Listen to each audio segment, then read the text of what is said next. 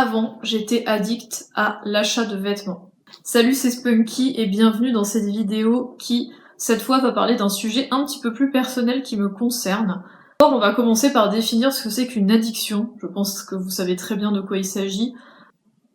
Donc la définition d'une addiction, selon Le Robert, c'est une dépendance très forte à une substance nocive, par exemple, ou encore une pratique, entraînant une conduite compulsive. En ce qui me concerne, j'étais addict à l'achat de vêtements. Donc en fait, je m'en suis rendu compte il y a pas si longtemps que ça. J'achetais tout simplement sans cesse et sans arrêt des vêtements, sans aucune raison. C'est-à-dire que je n'attendais pas d'en avoir besoin, par exemple. Je vais dire n'importe quoi, par exemple, on est en hiver, il fait froid, j'ai besoin d'un gros pull chaud. Non, ça n'allait pas du tout être ce genre de choses. Ça allait être tout simplement, j'allais aller dans les magasins, comme j'allais aller me promener dans la nature, et j'achetais systématiquement à chaque fois que j'allais en magasin. J'achetais parfois par coup de cœur, et parfois j'achetais sans raison aucune. C'est-à-dire que juste le vêtement, je le trouvais sympathique, je trouvais que potentiellement il pouvait bien m'aller, donc je l'achetais, sans tenir compte forcément de la forme, sans tenir compte de la couleur, sans tenir compte de tout ça. Il faut savoir que je n'avais pas de style particulièrement défini, donc j'achetais vraiment tout un tas de vêtements qui n'avaient absolument rien à voir les uns avec les autres. Et je n'étais jamais heureuse, je ne me sentais jamais comblée, puisque je cherchais toujours à travers de nouveaux vêtements à définir mon style. Et ce que je n'avais pas compris, c'est que c'est justement en se délestant qu'on arrive à savoir qui on est et à définir son style. Donc petite parenthèse, si ça vous intéresse, si ce sujet-là vous intéresse tous, le côté définir son style, trouver quels vêtements est-ce qu'on aime porter, etc. J'ai fait une vidéo à ce sujet-là, n'hésitez pas à aller la voir. Pour en revenir à la vidéo, j'étais sans arrêt dans l'achat compulsif de vêtements, et j'en achetais à tout bout de champ. C'est-à-dire que dès que j'étais heureuse, j'allais me récompenser en allant m'acheter des vêtements. Dès que j'étais malheureuse, j'allais me consoler en allant acheter des vêtements. Donc ça, c'est ce qui fait penser typiquement à un comportement compulsif. Et pourtant, malgré ça, je ne trouvais jamais rien à me mettre. Mon placard était blindé. Je n'arrivais pas à trouver des vêtements qui me mettaient vraiment en valeur, dans lesquels je me sentais vraiment particulièrement à l'aise. Comment le minimalisme et l'introspection m'ont aidé par rapport à ça? Eh bien, tout d'abord, ça m'a aidé en termes de dépenses. Donc en fait, je me suis rendu compte que en achetant tous ces vêtements tout le temps, sans cesse et sans arrêt, ça faisait d'énormes trous dans mon portefeuille et c'était absolument pas raisonnable. Surtout que c'était pas des pièces que je savais que j'allais garder très longtemps, puisqu'à chaque fois soit je remettais toujours dans des associations, dans des friperies, etc., ou soit je vendais sur Vinted, et c'était toujours, je rachetais des nouveaux vêtements, je m'en débarrassais, je rachetais, je m'en débarrassais, donc c'était absolument pas financièrement, c'était absolument pas soutenable, on va dire. Et même en termes d'écologie, d'environnement, etc. Donc déjà, le fait de comprendre qu'en matière de finance et en matière d'écologie, c'était pas le top du top, ça a déjà permis de me freiner. Ensuite, j'ai fait toute l'introspection sur mon style personnel, donc j'ai vraiment réfléchi à qu'est-ce que je voulais porter. Et ça a été vraiment une longue marche en ce qui me concerne, puisqu'en fait, moi, je suis quelqu'un de base qui n'est pas de style très défini. J'ai vraiment porté toutes sortes de vêtements différents tout au long de ma vie. Et notamment quand j'étais un peu plus jeune, je portais énormément de vêtements colorés, puisque je voulais absolument être originale. Et j'avais l'impression que, en étant bariolée de toutes les couleurs possibles et imaginables, j'allais être la personne la plus originale. Je voulais vraiment avoir mon propre style, sans pour autant me sentir enfermée dans un seul style.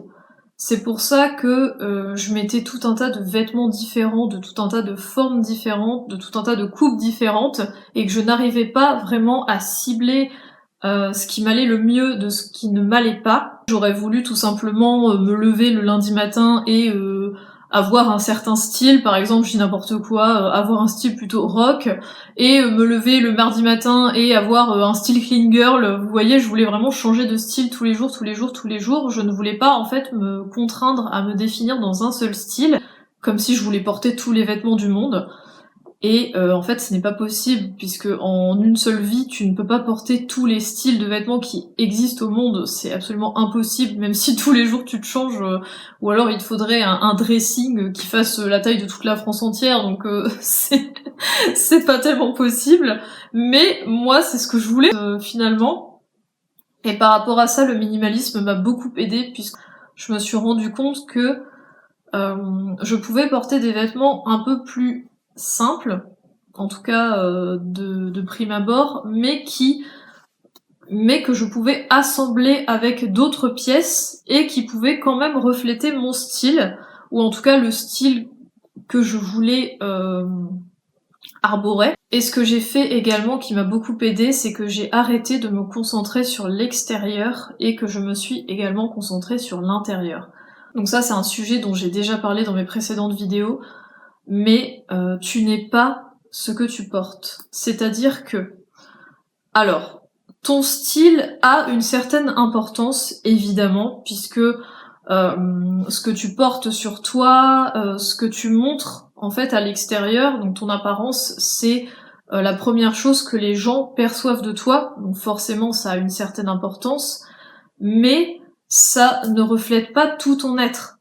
Tu as également ton esprit, tu as également ton âme, tu es une entité en fait dans un corps, tu n'es pas seulement un corps, et ça c'est très important de le comprendre. Ton apparence ne fait pas tout de toi. Il n'y a pas que ton apparence, il y a aussi tout ton intellect, toute ta réflexion, ta spiritualité, il y a toutes les autres facettes de toi qui ne peuvent pas forcément se voir de l'extérieur. Ce qu'il faut bien que tu comprennes, c'est que la richesse de ton être ne va pas se voir que dans ton apparence. C'est tout ta personnalité qui est derrière, qui est un peu cachée derrière ton apparence aussi parfois, et ton apparence ne peut pas tout traduire de toi.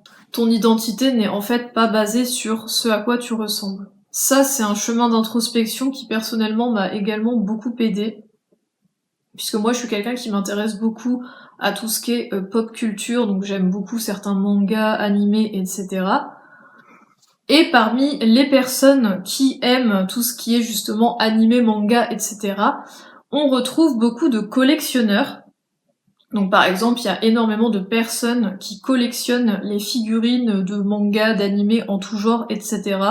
Et tout un tas d'autres goodies qui concernent leurs œuvres favorites. Quand j'ai commencé à m'intéresser au minimalisme, donc moi j'ai jamais possédé énormément de goodies concernant des œuvres que je pouvais apprécier, mais je me suis délestée d'autant plus de mes possessions quand j'ai commencé à m'intéresser au minimalisme. Et au début, c'est quelque chose qui m'a fait peur, puisqu'en fait, le fait de me délester de tout ça, j'avais l'impression que, en n'ayant pas de possession qui reflétait des œuvres que j'appréciais, c'était comme si j'étais pas une vraie fan. Je pense que vous allez voir où est-ce que je veux en venir.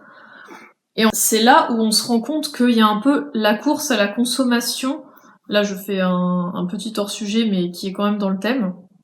Il y a un peu une course à la consommation, à qui sera vraiment la personne la plus fan d'une œuvre ou d'un livre ou un film, etc.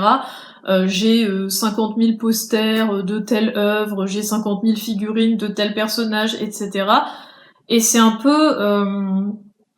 encore une fois, on va avoir tendance à se comparer à la personne d'en face en mode « Ah, moi je n'ai pas toutes ces figurines sur tel personnage qui est pourtant un personnage que j'affectionne tout particulièrement, donc ça veut dire que je n'apprécie pas vraiment ce personnage. » Pas du tout. Voilà, ce que vous possédez ne reflète pas l'amour que vous portez à quelque chose. Je me suis rendu compte qu'en me délestant de mes possessions, je n'en aimais pas moins les œuvres auxquelles correspondaient ces possessions. Et j'espère que ça pourra aussi vous aider si vous êtes dans ce cas-là. Une autre chose qui m'a aussi énormément aidée, c'est toute la réflexion sur le poids du regard des autres et également le poids de notre propre regard sur nous-mêmes. Puisque quand vous avez peur du jugement des autres, vous avez peur de votre propre jugement. Puisqu'en ayant peur que les autres vous jugent, c'est vous-même qui émettez un jugement sur les autres de peur qu'ils vous jugent. Vous vous jugez vous-même. Et ça, c'est quelque chose aussi qui m'a beaucoup aidé de réfléchir sur ce point-là, du fait de me juger moi-même. Je n'arrivais pas à trouver des vêtements qui m'allaient. J'étais sans cesse en train de changer de vêtements, changer de couleur, changer de style, parce qu'en fait, je ne m'appréciais pas moi-même à ma juste valeur. Donc quand vous commencez à travailler sur votre self-concept, votre estime de vous et votre confiance en vous, vous allez vous sentir beaucoup plus serein. Peu importe ce que vous arborez sur vous, peu importe les vêtements que vous portez, n'oubliez pas que ce qui compte, c'est vous, votre personne. C'est la personne qui est sous ces vêtements. Et j'espère que ça pourra vous aider. Donc voilà, c'est tout pour cette vidéo sur mon histoire personnelle avec l'addiction à l'achat des vêtements. Donc aujourd'hui, ce que je fais, c'est aussi quelque chose que j'aurais pu vous dire, c'est le fait de faire des wishlists. Donc par exemple, si vous avez envie de vous acheter quelque chose, plutôt que d'aller tout de suite l'acheter, faites une wishlist de, par exemple, de vêtements par saison, ou de vêtements par catégorie. Par exemple, si vous vous mettez à faire du sport, bah faites une wishlist de ce dont vous avez besoin pour pratiquer ce sport-là, et regardez si déjà vous n'avez pas dans vos placards quelque chose qui peut correspondre à ça. C'est très très très important. Donc moi, ce que j'ai fait aussi, c'est quand j'ai envie d'acheter un vêtement bien précis, je regarde d'abord dans mon dressing si j'ai pas un vêtement qui est très similaire à celui-ci, et si j'ai quelque chose qui ressemble trait pour trait au vêtement que je souhaite acheter, bah je me dis que j'en ai pas vraiment besoin. Je préfère me concentrer sur des pièces qui ne se ressemblent pas forcément, ou en tout cas qui ont des divergences. Après, bien sûr, faites absolument comme vous voulez. Mais je pense que la wishlist peut vous aider, surtout si vous êtes également dans cette démarche. Encore une fois, si vous êtes dans la démarche d'essayer de comprendre votre style et de revenir à votre essence et à votre vrai style, en tout cas ce que vous voudriez plutôt porter en ce moment, sans vous ruiner et sans non plus avoir un dressing de 15 km de long, n'hésitez pas encore une fois à aller voir ma vidéo. C'est donc la fin de cette vidéo, je vous remercie encore une fois pour votre écoute et je vous dis à une prochaine fois pour une nouvelle vidéo.